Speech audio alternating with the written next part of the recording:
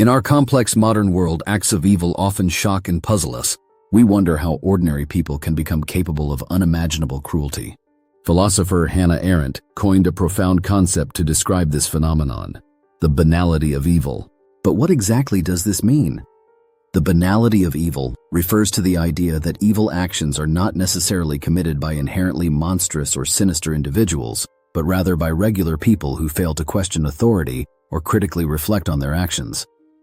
Hannah Arendt introduced this powerful idea during the 1961 trial of Adolf Eichmann, a Nazi official who played a key role in the Holocaust. Arendt observed Eichmann closely and was struck by his normality. He was not a fanatical ideologue or visibly malevolent villain, but rather an ordinary bureaucrat performing his duties without thought. Eichmann claimed repeatedly that he was simply following orders. Arendt saw this as dangerously common. Evil could become normalized through routine, obedience, and lack of critical reflection. Historically, we often associate evil with extraordinary figures who consciously commit acts of cruelty. Yet, Arendt challenged us to recognize something more disturbing. Evil frequently emerges through ordinary people obeying orders or conforming to norms without questioning the morality behind them. This thoughtlessness becomes a gateway to unspeakable horrors. In today's society, Arendt's insight remains alarmingly relevant. Consider workplaces, schools, institutions, and even social media environments where group conformity and unquestioned obedience can lead individuals to compromise their ethical values.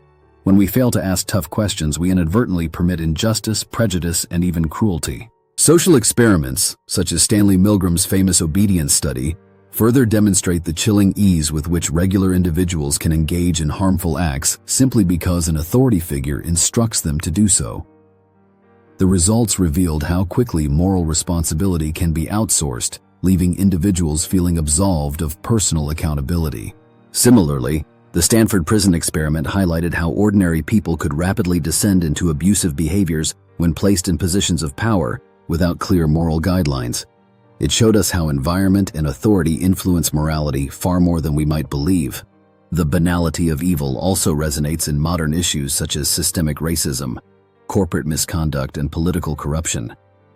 Individuals within these systems often do not view their actions as explicitly evil, yet through compliance and silence, injustice perpetuates. Arendt argued that critical thinking and moral judgment are essential defenses against the banality of evil. She insisted we must cultivate the courage to question authority, examine our own actions critically, and refuse blind obedience, even when it's easier to conform. So how can we apply Arendt's wisdom today? By promoting education that emphasizes ethical thinking, critical analysis, and independent judgment. By fostering workplaces and communities where questioning authority is not just permitted, but actively encouraged. In our personal lives, Arendt's ideas remind us of our responsibility to reflect deeply on our decisions, resisting the comfort of conformity when faced with ethical dilemmas. The power to prevent the banality of evil lies within each of us. Understanding that evil can be ordinary and routine forces us to remain vigilant, reminding us that true morality requires continuous self-examination and the courage to challenge the status quo. Arendt's profound insight pushes us to acknowledge our collective vulnerability to thoughtless conformity. It asks us urgently to remain awake, conscious, and morally engaged. In conclusion, the banality of evil is not about absolving responsibility. Instead, it compels us to realize that preventing evil requires active, constant moral awareness. Are you prepared to question the norms around you, to reflect critically on your own choices, and to stand firmly for ethical principles? The responsibility to resist the banality of evil belongs to each of us.